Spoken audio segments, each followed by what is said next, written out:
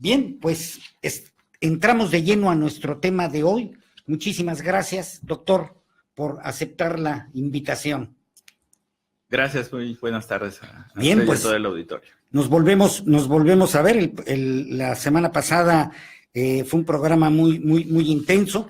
Para quienes están comunicando, se están conectando y están conociendo al doctor por primera vez, déjenme decirles que el doctor José Luis Che Morales es médico general de la Universidad Autónoma de Yucatán, es médico neumólogo intensivista por parte de la Universidad Autónoma de Nuevo León, en la Unidad Médica de Alta Especialidad número 34. Él es médico especialista, es el médico especialista en neumología del Centro de Especialidades Médicas del Sureste y miembro de la Academia Mexicana de Medicina. Bien, doctor, pues muchas gracias por haber aceptado de nuevo la invitación. Se nos quedaron muchísimos temas. Tenemos además una muy buena cantidad de preguntas y no sé, desea que empezamos con las preguntas. Sí, claro. Y posteriormente continuamos con la temática del programa, Claro, ¿verdad? cómo no. Bien, pues se comunicó con nosotros Alberto Rodríguez Parra y pregunta: ¿cómo podemos fortalecer el sistema inmunológico? De esto se habló en el programa anterior. Y pregunta en específico, dice, ¿cuál sería la mejor manera, y especialmente en el caso de los bebés y de las personas de la tercera edad? El sistema inmunológico no se fortalece de una manera artificial. Esto lo obtenemos únicamente de la alimentación y precisamente de nuestra herencia, así como de los hábitos saludables que tengamos. Nosotros tomamos en cuenta que existe mucha publicidad en algunas sustancias que se ofrecen por temporadas o que inclusive se ponen cada cierto tiempo. No existen estudios clínicos bien controlados, con una adecuada metodología que puedan generalizar alguno de esos resultados para toda la población. Entonces, el papel de algunas vitaminas, el papel de algunos concentrados bacterianos para incrementar la respuesta inmunológica no puede ser generalizado para toda la población. Específicamente hay 2 o 3 estudios por allá que hablan sobre algunas sustancias que pueden incrementar la respuesta del organismo ante las neumonías o algunas otras sustancias que han visto alguna adecuada respuesta precisamente al acortar alguno de los síntomas de las vías respiratorias inferiores sobre todo. Pero que exista una fórmula en especial para que demos de manera preventiva o para que demos en el momento de un cuadro de proceso de infección o proceso inflamatorio de vías respiratorias y esto cambie el curso de la enfermedad o el pronóstico, no existe. Entonces, justo el punto que se debe de responder a esta pregunta es que todos los pacientes o todas las personas en general deben tener una dieta adecuada, balanceada, según el plato de buen comer, que ya está disponible en todos los sitios donde uno quiera consultarlos, y que exista una apropiada disminución de los riesgos como vacunaciones y como el uso adecuado de los medicamentos siempre y cuando exista una guía de algún médico que les esté llevando. Esa es la respuesta. Doctor, me ha dejado usted casi helado con esa respuesta porque normalmente en el día a día, el común de las personas, escuchamos, hablamos, reproducimos, aconsejamos, nos aconsejan sobre una cantidad enorme de fórmulas, de vías, de maneras para fortalecer el sistema inmunológico, desde las que la mercadotecnia hace uso hasta a nivel de los remedios y de las recomendaciones. Pero esto que usted dice tiene la mayor de las importancias, no solamente médica, sino también económica, porque hay una cantidad de productos que se anuncian, se ofertan como pues prácticamente la llave, la solución, la manera para fortalecer el sistema inmunológico, con nombres incluso muy atractivos, pero resulta que es la dieta, el estilo de vida, fundamentalmente. Y la prevención. Y la prevención lo que va a permitir que efectivamente la respuesta inmunológica sea la mejor. Es correcto. Tendríamos probablemente una disminución sustancial o inclusive desaparición de mucha sintomatología o enfermedades si existieran esas sustancias realmente efectivas. muchos de nosotros como médicos no tendríamos razón de ser, por tanto. Uy, qué barbaridad de lo que uno se entera. Por eso hay que consultar a los especialistas. Esa es la razón. Bien. La licenciada Margarita Vadillo dice, ¿es necesario extirpar las amígdalas cuando el problema es la infección que causan el virus o la bacteria y no las anginas? Bien, aquí es un terreno un poco escabroso porque, en primer lugar, no soy otorrino. Los otorrinos son los que manejan claramente esta especialización en cuanto a las ofertas quirúrgicas que deben de ser. Pero lo que se puede decir en general es que se deben de cumplir algunos criterios en específico para el retiro de las amígdalas. Las amígdalas, que es un tejido especializado que sirve como estaciones de defensa dentro de nuestra boca, así como las otras grupos de ganglios linfáticos que están en la faringe, se deben de retirar en general únicamente cuando existen problemas de la deglución, cuando el paciente no puede tragar, o cuando existe un trastorno obstructivo muy importante que le lleva a tener una respiración ineficaz. Nosotros vemos con mucha frecuencia, escuchamos incluso entre nuestros familiares, que la población infantil es la que tiene más incidencia de estas cirugías.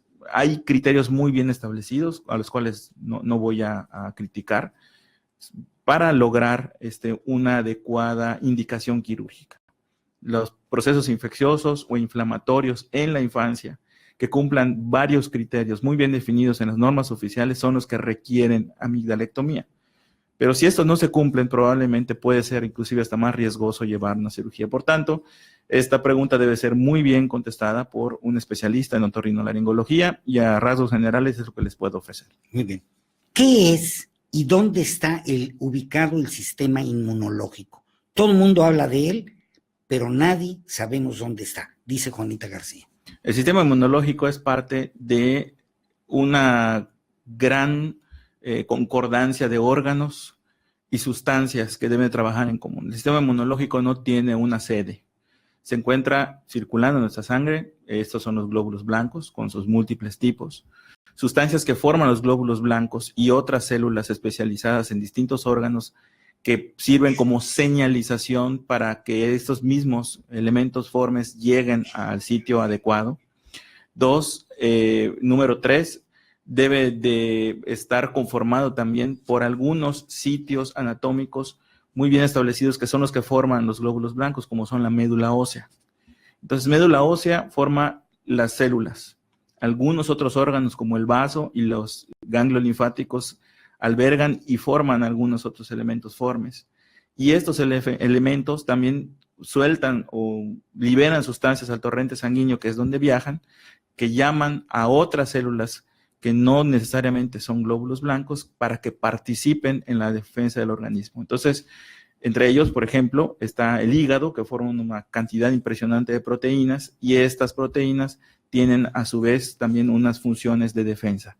Entonces, está esparcido por todo el cuerpo. Todo el sistema inmunológico es una gran orquesta que trabaja bajo una sola batuta, que es la respuesta que debe de tener el mismo organismo para responder a alguna sustancia irritante o un agente infeccioso.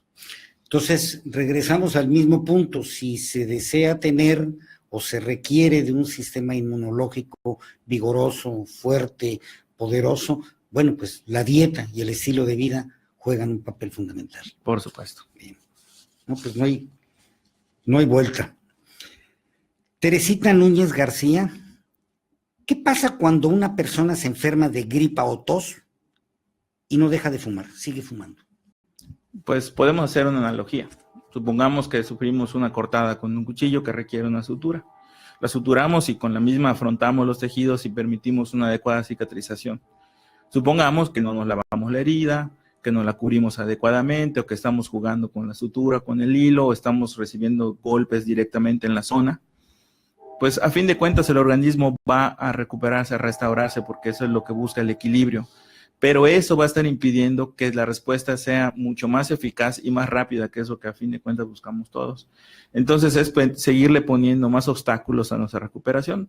El tabaco es un irritante, no solo por la temperatura del vapor que estamos inhalando, el humo, sino también con todas las sustancias no únicamente inflamatorias, sino cancerígenas, las cuales nos estamos llevando no solo a la boca, a los pulmones, a la tráquea, y esto es un impedimento para restaurar la salud rápidamente.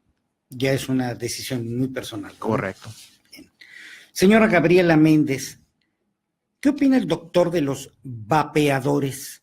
Estos equipos eléctricos que sustituyen el cigarro por medio de un vapor y que incluso pueden tener un sabor aquí, que pueden tener o no nicotina y que se están poniendo de moda esas grandes cantidades, que parece humo, pero en realidad es una especie de vapor. Sí, es correcto. Y eso está prácticamente disponible en Internet. Hay tiendas que se anuncian como las mejores tiendas de vapeadores que existen en el mundo.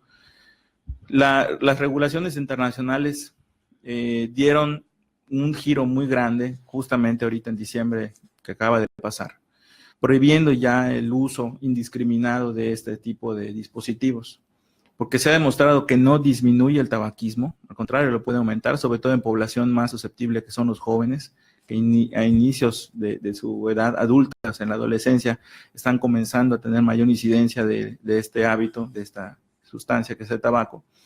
Y aparte, causan un daño térmico. A fin de cuentas es vapor y se tiene que calentar. Se tiene que calentar por una corriente eléctrica o por algunos medio físico.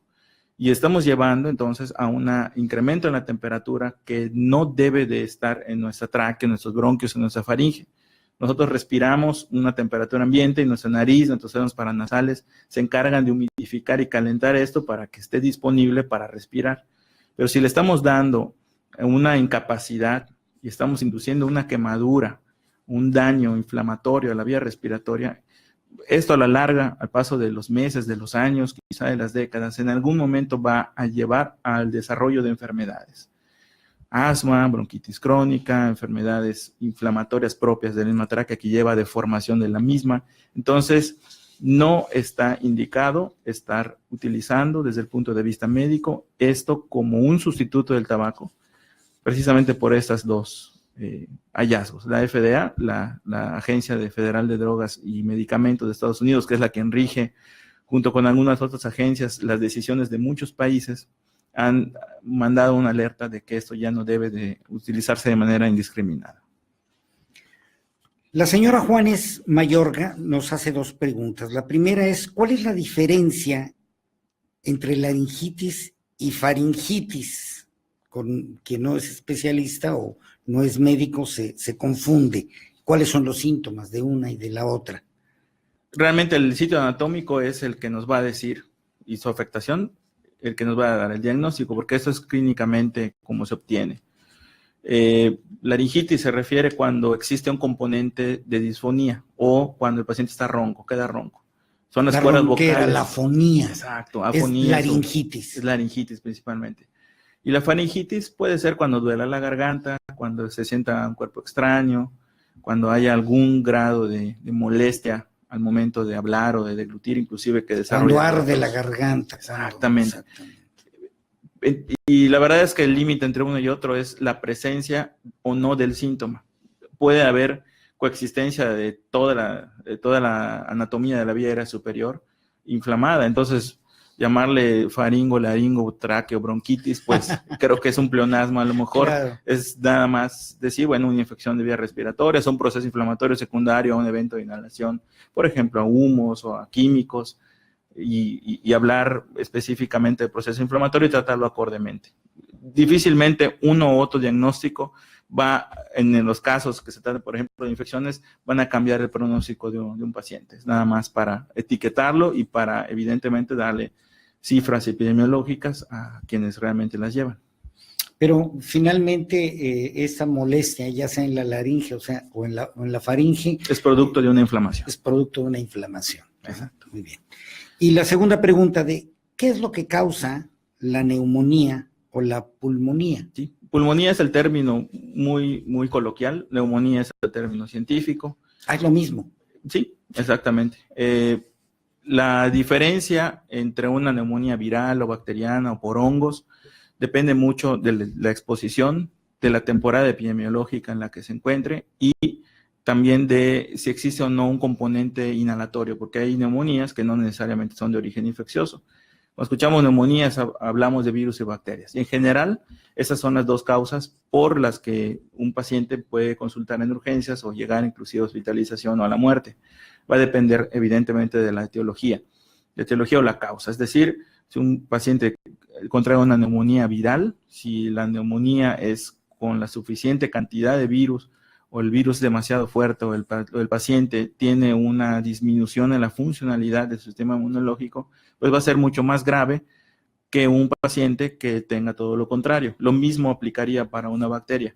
Depende entonces de tres cosas: la cantidad del agente infeccioso, de la respuesta inmunológica del organismo para hacerle frente a esto y de la virulencia de la bacteria o del agente viral que infecta en ese momento. Pero doctor, usted hablaba de tres. Uno sería viral, la otra sería bacteriana. ¿Cuál sería la tercera? Pues hay también por hongos, o también por hongos. Hongos, por ejemplo, tuberculosis, por ejemplo, que son otro tipo de bacterias especializadas. Claro. Y cuando quitamos el rubro de agentes infecciosos, pues pueden ser inclusive por inhalación de sustancias químicas.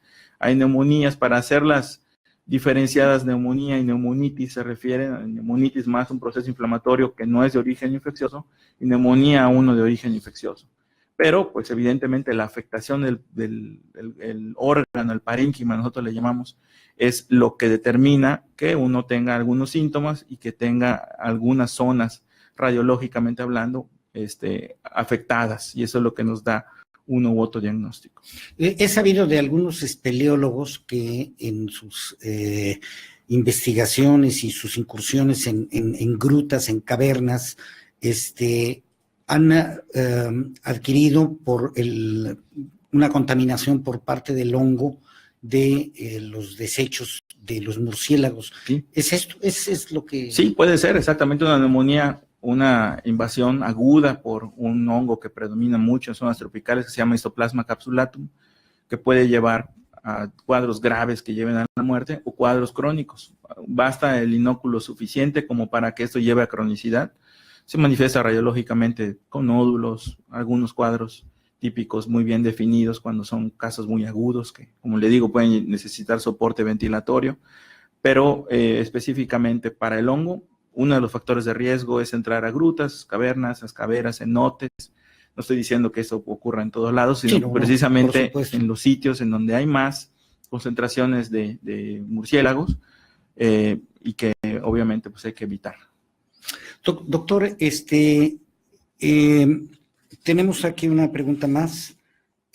¿Cómo se puede evitar o prevenir efectivamente la afonía? Dice, soy cantante, nos dice Israel Ruiz Canché, soy cantante y me preocupa mucho. Obviamente es un modo de vida. ¿Sí? Claro. Y es causa de discapacidad, la disfonía. Sí. La disfonía puede evidentemente cortar mucho del trabajo de una persona. También esto me gustaría que algún otorrinolaringólogo pudiera dar una explicación mucho más profunda, pero a fin de cuentas no existe una prevención con algún medicamento o alguna sustancia que se le pueda dar. Simplemente es evitar los procesos infecciosos, evitar el abuso de la voz, que es, evidentemente los cantantes saben que deben de calentar, deben de vocalizar previamente, deben de hacerlo después de haber tenido un periodo de entrenamiento importante. No un aprendiz va a hacer esto de una manera directa, que se puede lastimar. Y los cambios bruscos de temperatura, sean ambientales o inclusive por líquidos, el café muy caliente, bebidas muy frías, todas esas cosas influyen.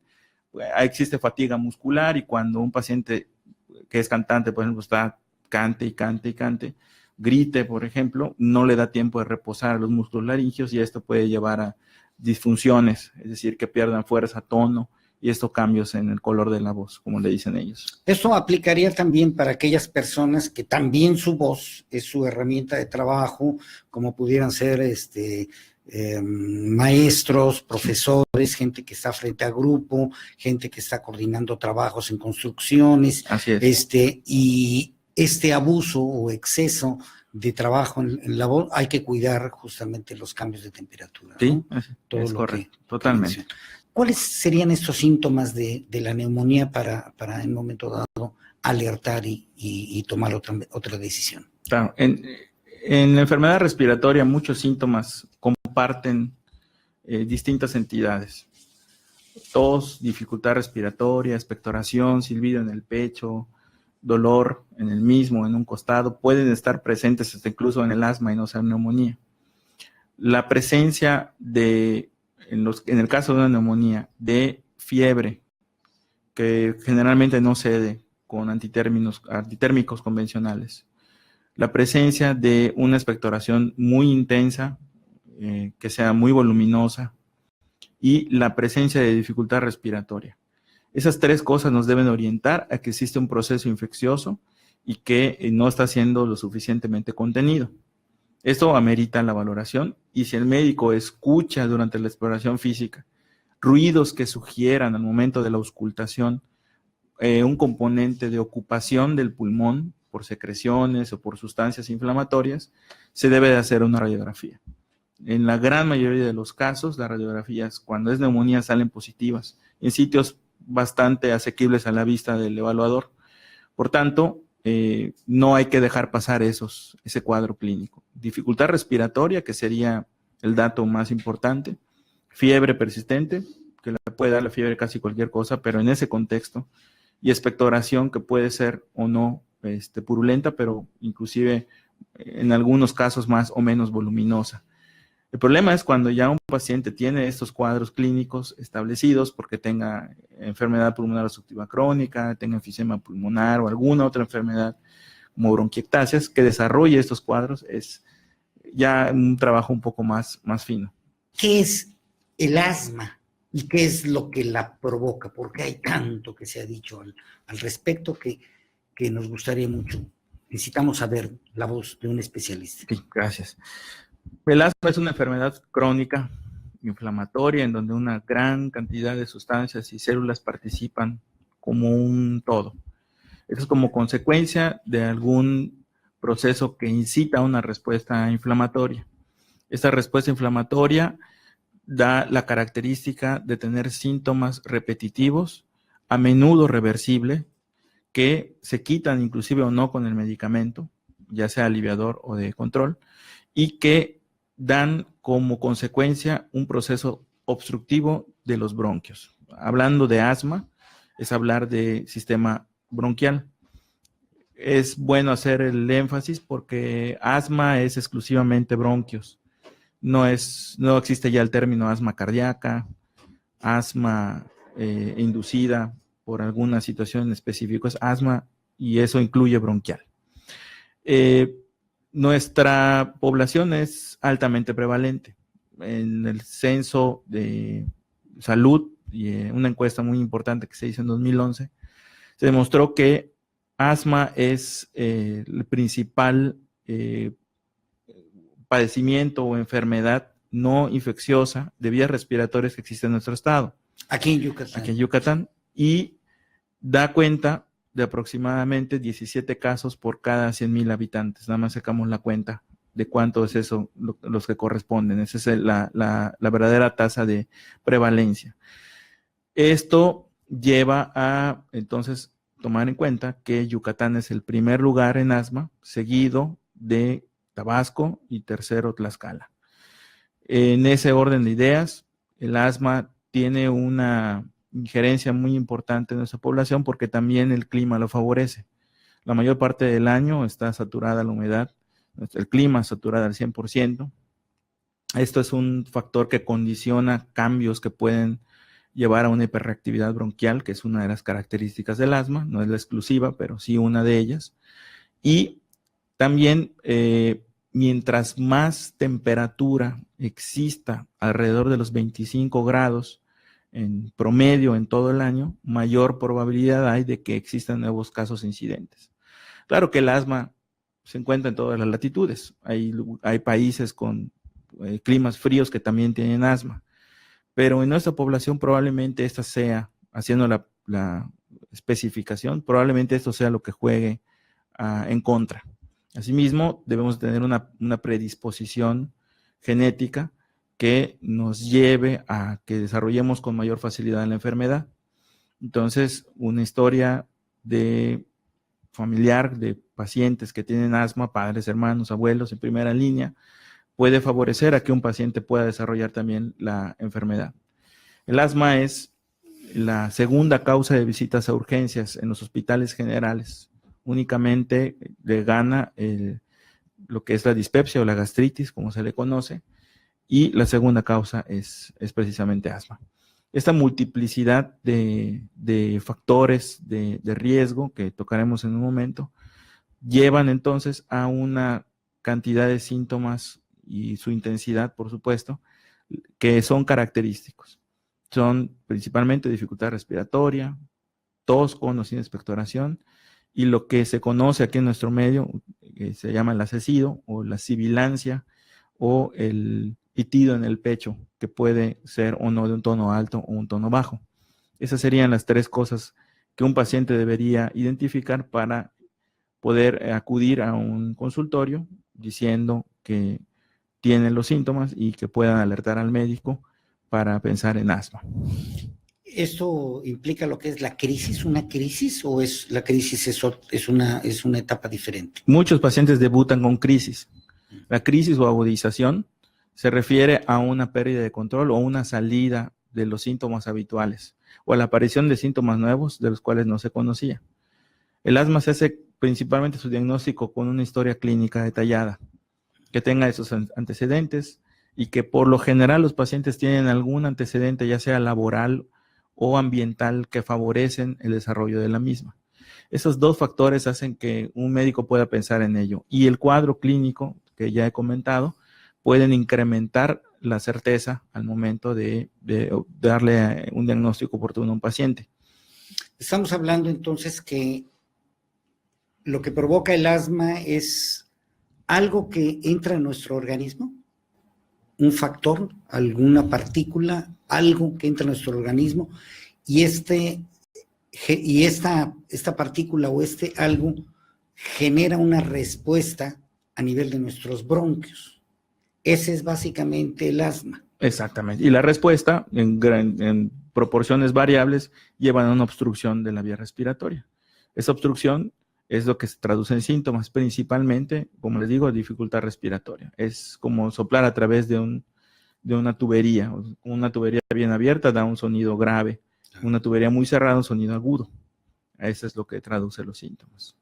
Esto implica que el factor que puede desencadenar o los factores que pueden desencadenar el asma son múltiples. Así es. Y regreso al punto anterior, que era qué es lo que lo predispone. Una cosa es el factor predisponente y otra cosa el desencadenante. El predisponente puede deberse, como le digo, a historia de alergias en la familia, incluyendo asma, historia de exposiciones ambientales, puede ser de origen laboral o no, que pueden ser intramuros dentro de la casa o extramuros. Por ejemplo, un intramuro sería tener mascotas o tener aves dentro de la casa, o tener algunos sitios no completamente limpios, o resguardar sustancias químicas, que esto favorezcan una continua sensibilización del organismo. Y extramuros, como por ejemplo, sería estar en un ambiente laboral adverso, como por ejemplo los trabajadores de la construcción, los trabajadores de algunos tipos de fábricas o de textiles que están expuestos, inclusive no solo dentro del sitio, sino fuera del sitio de trabajo, a sustancias que pueden ser lo suficientemente pequeñas para que entren a la vía respiratoria y causen el proceso inflamatorio. Estos factores predisponentes hacen que sea más probable que un factor luego desencadenante lleve al cuadro clínico. Supongamos, puede haber una misma sustancia química como predisponente y desencadenante, tabaco. Si uno fuma, tiene riesgo de tener asma. Y si uno, después de acumular ese riesgo durante varios años, luego se vuelve a exponer al tabaco, ese puede ser su desencadenante, el humo de cigarrillo. O un proceso viral infeccioso. Acumuló la exposición, por ejemplo, a sustancias como textiles, fibras de algodón, por muchos años, y luego se expone a una enfermedad viral Su enfermedad viral fue el desencadenante, su predisponente fue el textil. Y así, eso únicamente se puede indagar por historia clínica. O si trabaja en algún sitio, por ejemplo, los que trabajan en silos o descargan grano, por ejemplo, en las terminales, ya sea de barcos o de aviones, donde traen sustancias biológicas, como por ejemplo semillas, están continuamente expuestos a irritantes y luego se exponen a que será un cambio de temperatura o alguna sustancia química en la casa, por ejemplo, de hacer limpieza. Ese fue su desencadenante. Y entonces lo que hay que prevenir es el desencadenante, porque predisponente, que incluso allá entra la dieta inadecuada rica en ácidos grasos, la obesidad, el hecho de haber nacido prematuro, todas esas cosas no las podemos modificar. Claro. Entonces siempre hay un escenario clínico que favorece el desarrollo de la respuesta inapropiada, inadecuada, y un factor desencadenante que es el que lleva a la aparición de los síntomas y dependiendo de su intensidad lleva o no a una agudización. Esta situación, cuando se le presenta a padres de familia o se le presenta a una pareja, se le presenta a alguien, ya sea en lo personal o con un familiar, genera mucha inquietud, preocupa mucho la sola palabra de asma. ¿Qué tan grave, qué tan complejo es el asma? Porque hay muchos casos. ¿Qué es lo que nos puede decir? Lo primero que debemos tener en cuenta es que no hay que tenerle miedo al diagnóstico, hay que tenerle miedo al no diagnóstico, porque dejar pasar más tiempo puede llevar entonces a efectos no solo económicos por el gasto que llevan las medicinas, o que haya desabasto en los sistemas de salud por el uso excesivo de esos medicamentos, en situaciones o no apropiadas, eso sería comentario en otro momento, o inclusive por la presencia de factores que puedan predisponer a las agudizaciones. Lo importante es que la persona que esté con los síntomas pueda ser evaluado y en base a esas probabilidades y ese escenario clínico se le pueda dar el diagnóstico de manera adecuada. Cada vez, por ejemplo, que yo veo un paciente con asma, difícilmente a la primera consulta yo le puedo decirle con toda certeza que se trata de eso, a menos que sea un paciente conocido. Por eso es un paciente que ha tenido cuadros intermitentes por 1 o 2 años, que le duran 2, 3 meses, y no está claro su exposición, no está claro sus factores predisponentes, es difícil darle diagnóstico, pero un seguimiento estrecho y pedir los análisis de laboratorio y de paraclínicos adecuados nos pueden llevar a un diagnóstico en un corto plazo. Pero no tenerle miedo al diagnóstico, eso es lo más importante. Si un paciente tiene tos, dificultad respiratoria, silbido en el pecho, que eso es prácticamente en el 80% de los casos, dolor opresivo detrás del esternón, detrás del hueso central del tórax, o inclusive algún otro síntoma como rinitis o alergias, este grupo de pacientes tienen alta probabilidad de que estén cursando con un cuadro bronquial y ese cuadro bronquial puede ser asma. Entonces, cuando ya sea un niño o un jovencito o un adulto mayor inclusive, que no es raro dar diagnósticos de asma en esa edad, presentan este cuadro clínico, deben ser evaluados meticulosamente para darles realmente el diagnóstico. Es peor si nosotros como médicos tenemos miedo de decirle usted tiene asma, usted tiene probablemente asma, porque eso nada más va a hacer que el paciente se vaya reciclando con otros colegas o que el mismo paciente en algún momento un cuadro de eso le puede llevar al hospital, pues mermando su calidad de vida e inclusive su economía. El tiempo se nos ha ido, prácticamente es que es un tema, son temas muy de mucho interés para todos,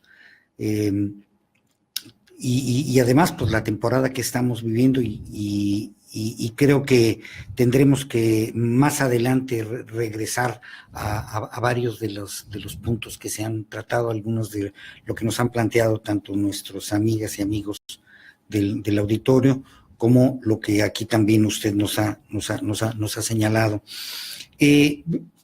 Antes de despedirnos, le agradeceríamos mucho sus conclusiones y especialmente sus recomendaciones para quien nos está escuchando. Claro. El paciente, ya una vez hecho el diagnóstico con asma, con una persona que tenga la capacitación para hacerlo, debe recibir tratamiento de desinflamación. El tratamiento desinflamatorio ya subyace o tiene su base principalmente en los esteroides inhalados. Hay un concepto que se llama corticofobia. Corticofobia es tener miedo a los desinflamatorios no esteroideos, como la prednisona, que habitualmente se le conoce como cortisona. Pero ese es la piedra angular. A dosis adecuadas, en las dosis necesarias, es raro que vaya a haber un efecto colateral. Ese es el principal mensaje. Entonces, un paciente con asma debe utilizar ese medicamento como base, aunque sea un asma leve, y debe estar asociado a otros medicamentos dependiendo de sus necesidades. Por supuesto, la automedicación aquí, pero fuera, claro. Ni por ocurrencia, ¿no? Claro, un paciente muy bien educado, que ya sabe de su enfermedad, puede tener un programa por escrito en donde puede saber inclusive cuánto utilizar su prednisona o cuándo utilizar su medicamento de rescate. Y ahí paso a la siguiente, que es que el paciente utilice de manera adecuada sus inhaladores. El éxito de su tratamiento depende de su técnica, y de esa técnica exitosa depende de que nosotros como médicos o como educadores le enseñemos bien el uso del medicamento, del dispositivo. En la mayoría de los casos, el 50% de las veces que un paciente se evalúa de su técnica, los errores son principalmente al preparar el medicamento o hacer la inhalación profunda. Por tanto, en este escenario se debe de prevenir los factores desencadenantes, usar su medicamento, su vacunación, porque es una población de riesgo, sobre todo si son asmáticos descontrolados, contra influenza, contra neumococo, si fuese necesario, dependiendo de la edad. Y también evitar en todo momento el tabaco, tanto sea como activo como pasivo. Esas serían las 4 recomendaciones principales. Y para los pacientes que tienen alguna otra enfermedad al mismo tiempo que asma, el control absoluto de la misma. Es decir, pueden tener hipertensión, pueden tener problemas cardíacos, y eso puede ser la causa de agudización de la enfermedad o que no se controle de manera adecuada.